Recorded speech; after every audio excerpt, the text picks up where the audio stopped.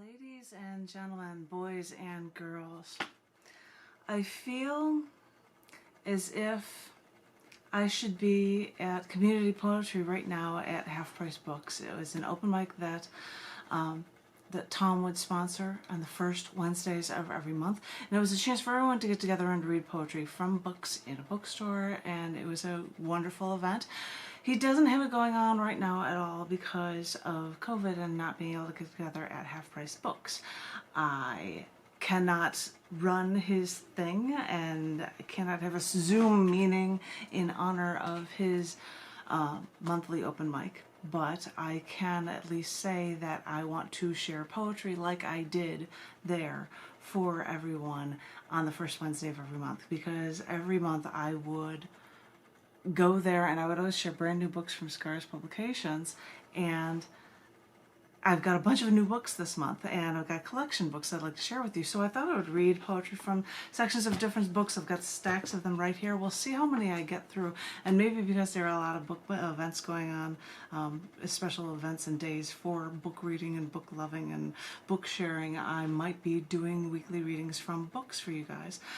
But right now I was going to read in a couple different sections for you, sections of poems from the new cc&d May to August 2020 collection book called One with the Mountain. One with the Mountain. It is, people are asking, the cover I believe is from, I don't know which national park in the United States, but it was a beautiful, beautiful scene, and I thought it was a great cover idea. The titles of books are chosen from accepted writings within the book. There is a piece in here called One with the Mountain, blah, blah, blah. But I thought I would share in many parts with you poetry from this book for you. And you know, Tom has, I don't know if I should wear somebody else's glasses or if I should, Tom would always wear reading glasses. And I've got a pair of reading glasses, I think they're my husband's, and they look like his. I can contemplate whether or not I'm going to put them on for you guys. But I thought I would read from the imagination section of this book a slew of poems at the end of the poetry section for you guys. This version, maybe I should put these glasses on. We'll see how it goes. I won't be able to look at you through them because they're, kind of difficult to see. I don't know. That might be too weird. I'll try it without the glasses. Sorry, Tom. This first one is a poem called Vexing. It was written on May 14th, and it was for the day in 1878 of the last witchcraft trial held in the United States, which began in Salem, Massachusetts on this day. So, this poem is called Vexing. Right about now, so many years ago, a righteous Christian woman accused a man of vexing her because he was putting a spell on her, harming her through his mental powers, which started the trial, marking the beginning of the last trial in Salem about witchcraft. She was a Christian Science woman, no less, where women thought that if men stared at them for too long, they could get them back by saying they were practicing witchcraft, because it couldn't be anything else. I suppose it's fun looking back on U.S. history and seeing such a clash of ignorant beliefs. I know the Salem witch trials went on before the U.S. became the U.S., but this last witch trial was in Salem, and it just makes me think that history repeats itself if people don't care to learn and people don't care to listen. Because if men are staring at me, I'm not backward enough to call their acts an act of witchcraft. I just chalk their ignorance to cultural differences when in a foreign land, or else I chalk it up to the ever-prevalent sexism rampant in the world, and then I rise above, learn, and move on. These are a bunch of events poems from different events throughout these months, and this was from May through August. We'll have probably a lot of May poems in this imagination section. This second one is obviously about Memorial Day, and it's called Just Names. The interesting thing about collection books and magazine issues is that if there is artwork that goes with it, like for example Instagram images, they will appear in the book as well. I have to show off. There are a couple of them here that represent for that. But this poem is for the Memorial Day, and it's called Just Names. I didn't think much of it when I was in Washington, D.C., and the journalist in me was photographing the Vietnam Memorial Wall. While there, I saw a woman there to revere a name etched in stone. Others put flowers there, but I was just there to take pictures. That was my job. It was only when they made the traveling wall, only then did I go there with him, all the way up to Kenosha, Wisconsin, so that we could look for our own name, reflect upon the life lost in our own family, for it to really hit home. He served for 6 years. He met his end in South Vietnam. He was a Green Beret, but it doesn't say that on the wall. His wife never remarried. She stayed in the same home she picked with my cousin all those years, but it doesn't say that on the wall either. There are so many names across that wall that cannot begin to explain. Names. Names is all they share. Intriguing thing about events poems is that from one event to the next, it can just be the most drastic change, because this next one I've got on this to read for you is from the imagination section of One with the Mountain. Is a poem called, I love this name, Vatican Turned into a Whorehouse. All right, let's learn about this one, because this one was actually written on May 16th, which was the day that Pope John the 12th died. I bet you don't know who Pope John the 12th is. Well, let's tell you. This poem is called Vatican Turned into a Whorehouse. When you think of the religiously pious, you might think of someone like the Pope, a pillar of piety, faith, charity, self-sacrifice, and devotion that millions of followers admire. But people who don't know their history might not know Pope John the 12th, who died some 1,050 years ago in May. He became the Holy Father only as a teen, because Octavius's father, the self-styled Prince of Rome, made the Roman nobles swear that his son would be Pope once the living Pope died.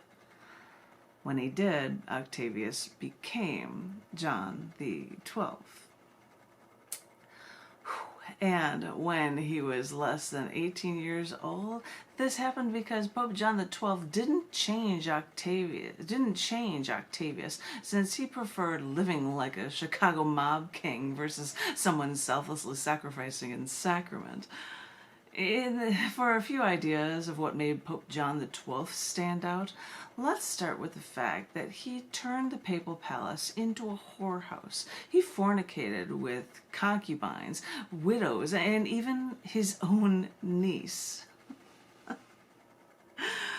Oh, wow. Living his whole life in vanity and adultery, he even castrated and murdered a cardinal. Then again, he blinded and murdered his confessor. He took money for ordaining bishops. Hey, that's sounding more and more like the ex-governor of mine in Illinois. Or even ordained a 12-year-old as a bishop, and once ordained a deacon in a stable. This is the kind of pope that refused to make the sign of the cross. He toasted to the devil and invoked the name of pagan gods while playing dice games. And yeah, when he'd lose, not unlike how many now people think of the church, he would use papal funds to pay off his debts. And when he first became pope, he worried that about his enemies, so he formed an alliance with Otto I, the king of Germany.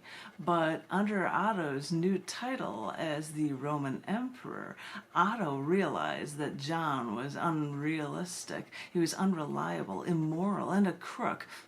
Those aren't my words, but they're the words historians actually prefer to use, including a professor. So Otto deposed John from the papacy and put a puppet pope, a puppet pope. He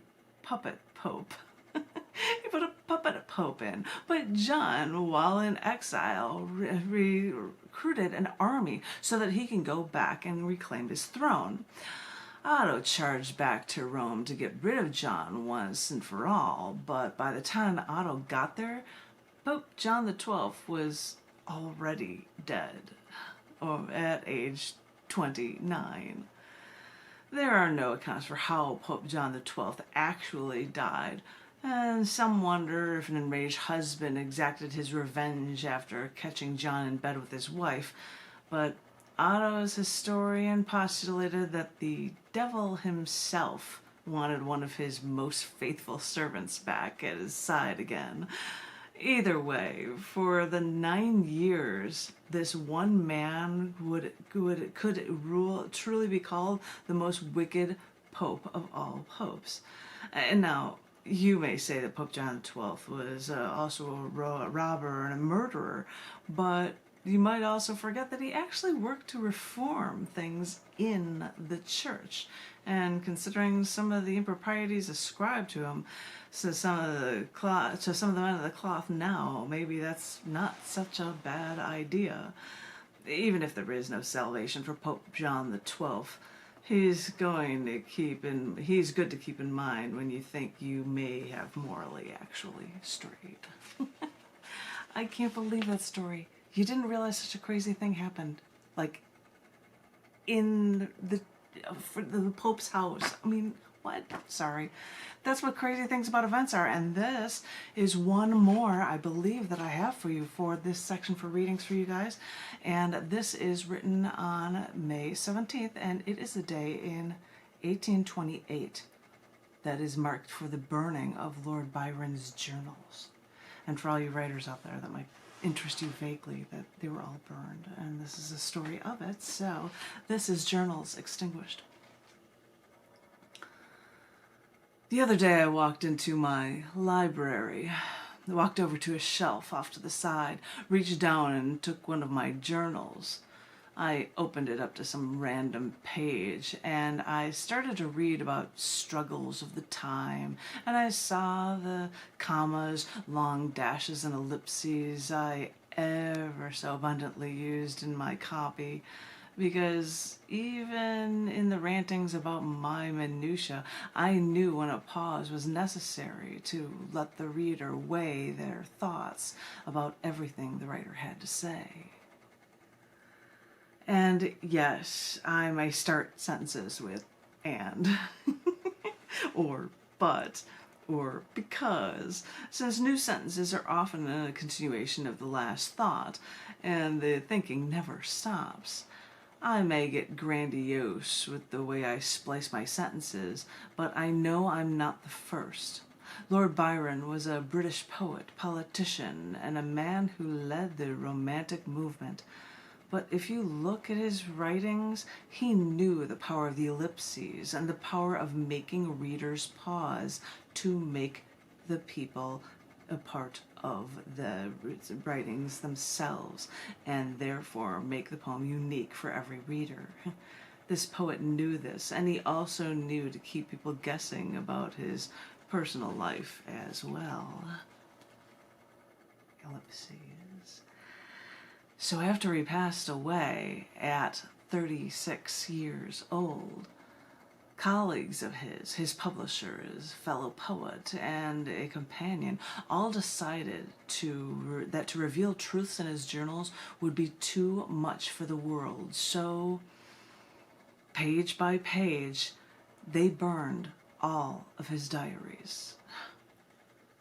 Knowing the power of the written word and the power of the hands of a gifted writer, that journal burning has been called more than once, quote, the greatest crime in literary history.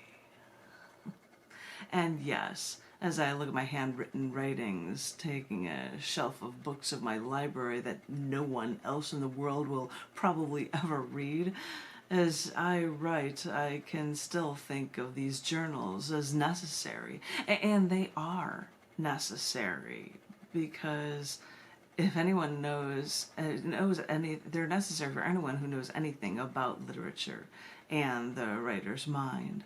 We'll never know what was written on Lord Byron's burned journals pages, but maybe, just maybe, when writing like this is taken away, maybe it can help us to understand how essential the written word can be. All coming from a section of this journal, One with the Mountain.